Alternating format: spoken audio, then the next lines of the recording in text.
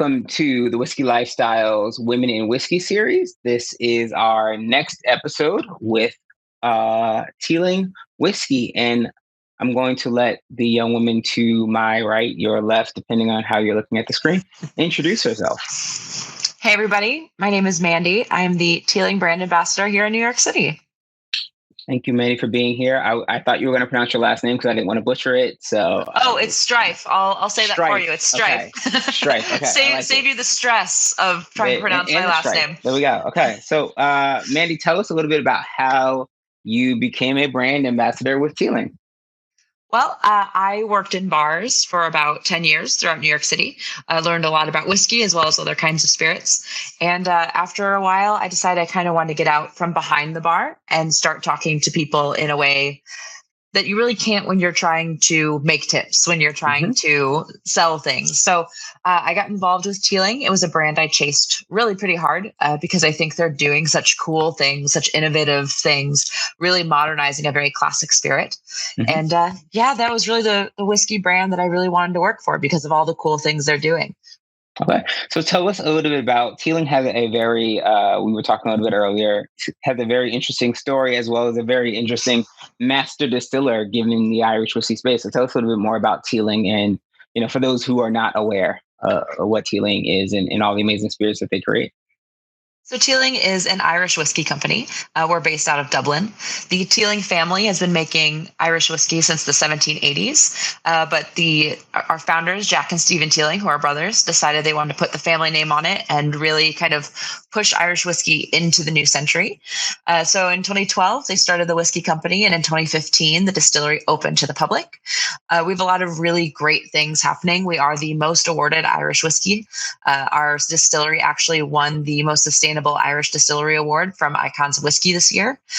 We were the first single malt to win Best Single Malt in the World from Ireland.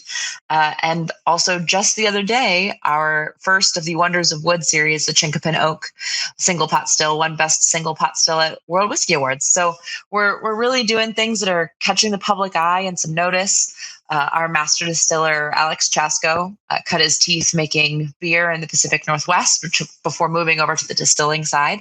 And because he did come from that beer background, he really does start all of his whiskey journeys with the really microscopic little yeast that you would start beer with and moves the flavor forward from there. The entire team is really taking the Irish whiskey category and kind of turning it on its head, looking at all of those beautiful traditional things that make Irish whiskey so important in the world of whiskey, and then also finding ways to modernize it and innovate it as well. And it's interesting. So this is the 10th, and we're coming up on the 10th anniversary of Teeling, in comparison to several of the brands that we will not name who have been in it for decades, if not centuries. You touched on a little bit, but what separates Teeling and what has made, in your opinion, what has made Teeling such an amazing, new spirit in this category? So one of the things I love about Teeling is a third of what we do every year is specifically set aside for innovation, or as we in the scientific community like to call it, fucking around and finding out. So doing those kind of things to just try something and being willing to fail, but then also possibly finding something really cool and new is something that not a lot of whiskey brands are willing to risk. That's a third of your production run that you might not be able to sell, that you might not be able to use. So having that kind of brave idea to just try new things, I think is something really interesting that sets Teeling apart. Okay. And you said you chased Teeling down, and now I want to hear the story. What was it about Teeling? How did you chase them? Were there restraining orders? Tell us a little bit about your pursuit of the Teeling ambassadorship. When I saw that the job was coming up, I knew that you're going to get hundreds of applicants for a whiskey job. Everybody wants to work in whiskey. It's the coolest job you could possibly have. So finding ways to set myself apart was kind of the name of the game. No restraining orders were had, but I looked at who was going to be the hiring manager and then quickly went through all of my social media to see where our connections were, how I could get introduced to this person, and kind of played the game is one of those things you have to do, and leveraged people that I knew to make sure that I, kind of got pulled out of the piles to make sure that I had that face-to-face interview. Okay. So, and tell us a little bit about you were behind the sticks for a while. Tell us a little bit about your bartending experience and how that led to, or how that influenced, your ambassadorship with Teeling. So I've been working in cocktail bars for a very long time, and that kind of goes from everywhere from very whiskey centric bars to craft cocktail to fine dining. I've worked from everywhere from Dear Irving to the office at the Aviary. So having all of these different kind of influences, people who are really pushing the envelope, people like the Aviary, like Micah Melton over there, but then also people who are really hospitality focused, people like Union Square Cafe, and having just a wide array of experiences, I think helps make bringing Teeling to the masses a little bit easier. I understand what people who go to this kind of bar are looking for. People who are going to this kind of bar, they have a different need, and finding a way to kind of massage Teeling into all of those spaces. Okay. And, we are coming out of March. So obviously very big month for Teeling. We're talking all things Irish whiskey, St. Patrick's Day, et cetera. How do you position Teeling out of that very traditional, quote unquote, space of Irish whiskey, St. Patrick's Day, a Guinness and a shot? Tell us about how you tell the Teeling story beyond that and expand people's experience and understanding of what Irish whiskey, and particularly Teeling, can bring to them that is different from a single malt from Scotland or bourbon.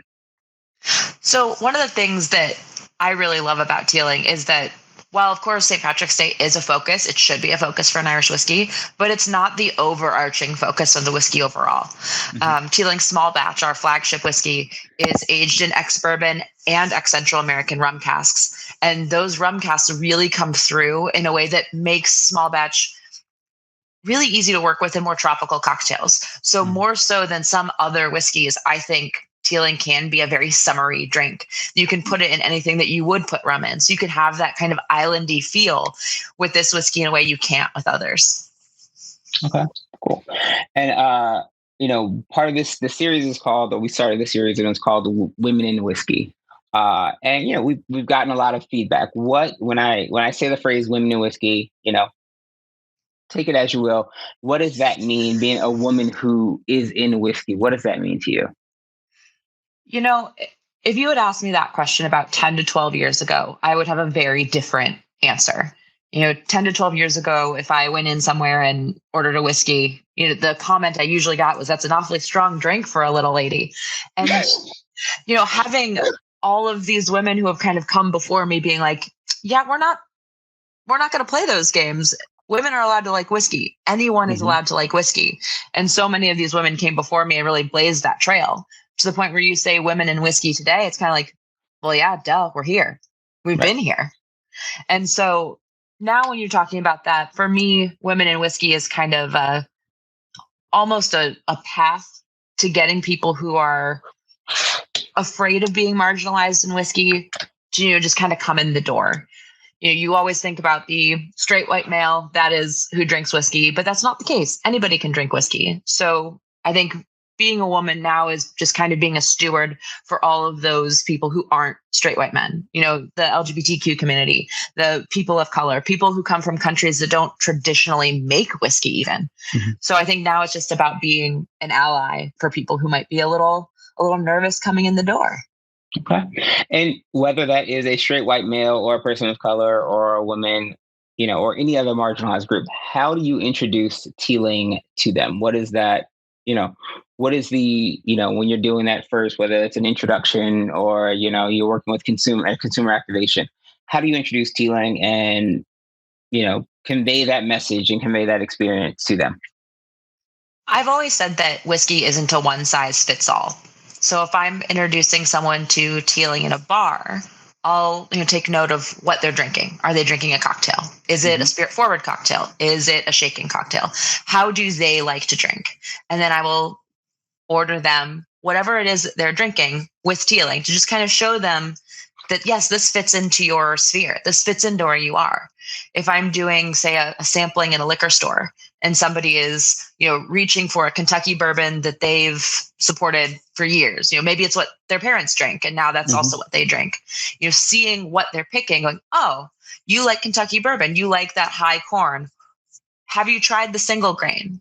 This is a corn whiskey from Ireland. It's aged in Cabernet cask, which is a little bit different. It's going to give you a fruitier feel, something that you would like if it's similar to, X brand that you're pulling off the shelf. So it's about, reading the room in a certain way. Seeing these people and be like, okay, you like this. I've got something for that. Oh, you like this. I've got something for that too. Okay, cool. So tell us a little bit about the Teeling. Teeling does a lot of different finishes beyond their kind of core product. Tell us a little bit about kind of the innovation at Teeling. As you mentioned, they devote a third of that product every year to kind of innovating and doing something different. What's either coming up this year or something that you guys have done recently that you're really, excited about or really proud of? I'm really excited about the Chinkapin Oak release. It's our first release from our Wonders of Wood series. Chinkapin Oak, I really enjoy because it does grow in the northeastern United States. So being in New York, it's cool to have something that's coming out of Dublin that's aged in wood that basically is from my backyard, which I like having that personal connection to it. It also just won Best Single Pot Still at Icons of Whiskey, I think, last week. So it's a new award for us to be picking up, and having it be for single pot still, which is the only uniquely Irish style of whiskey, is really exciting. And then being able to taste it up against our regular single pot still release, seeing the differences between aging it exclusively in virgin Chinkapin Oak versus other aging. It's wild to see what a barrel contributes to something that has the exact same mash bill. Absolutely. Cool. And, we always ask our guests, when this is such an industry where, obviously work hard, play hard is one thing, but you can both work hard and play too hard. What does work-life balance look like for you, Mandy? How do you disconnect? How do you, when you're not drinking whiskey, what do you do to balance that out? Well, I think part of it is, having balance while you're working too, not just a work-life balance. Mm-hmm. So my balance when I am working is, just because you see me with a whiskey in my hand doesn't mean I'm necessarily drinking it. I'm hydrating more than anything else. I'm drinking a lot of water. Mm-hmm. So it's about making sure that you're taking care of yourself while you're working. And then when you're not working, finding the do not disturb feature on my phone was a beautiful thing. Making sure that my phone isn't ringing off the hook was a really great thing. And I'm also I'm a voracious reader. So making sure that I've got 30 minutes at the end of the day to just read a book, disconnect, fall into the world of fiction is very good for the psyche as well.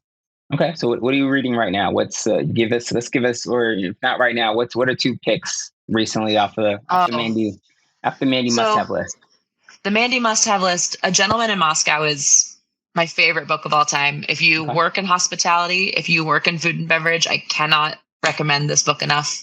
It's essentially about a man who is a political prisoner, sort of, in Russia.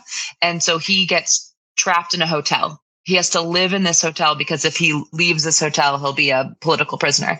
So it's all about food and drink and what makes family within hospitality. And it's a really great book. I can't recommend it enough.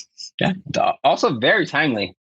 Right. Also very timely. Yeah. When I read this, probably in 2017 or 18 before things really got crazy, but it's just because it's set in Russia, larger themes. Themes.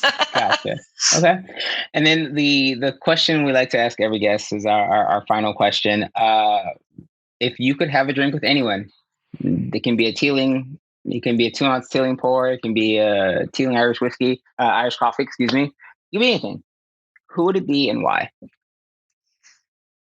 That's a really good question. If we're leaning towards whiskey people, I would probably say Bessie Williamson. Okay. Do you know about her at all? I don't. I guess I should probably inform our audience. Yeah. So Bessie Williamson, I think it was the mid 30s. She was hired as a temp at Lefroy, doing office work or something like that. And she completely fell in love with whiskey. And then many years down the line, she owned the company. She once the original owner passed away, she took over.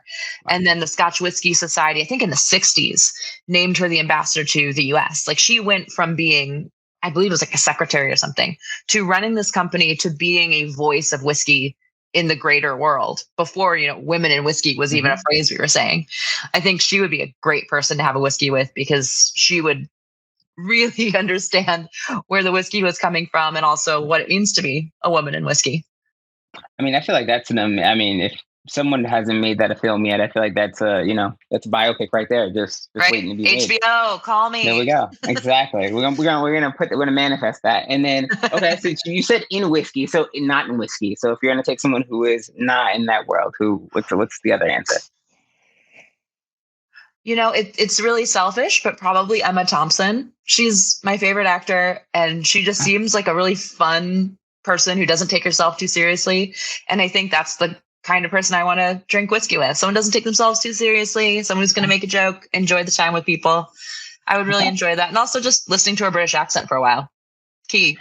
as a fellow Anglophile, 100%. Yeah, just any Brit anywhere. A friend of mine once said, "Why do you love London so much? It's just like New York." I was like, "Yes, with way better accents." And I say that as someone who grew up on the East Coast my entire life. It's just the accents are, it's chef's kiss.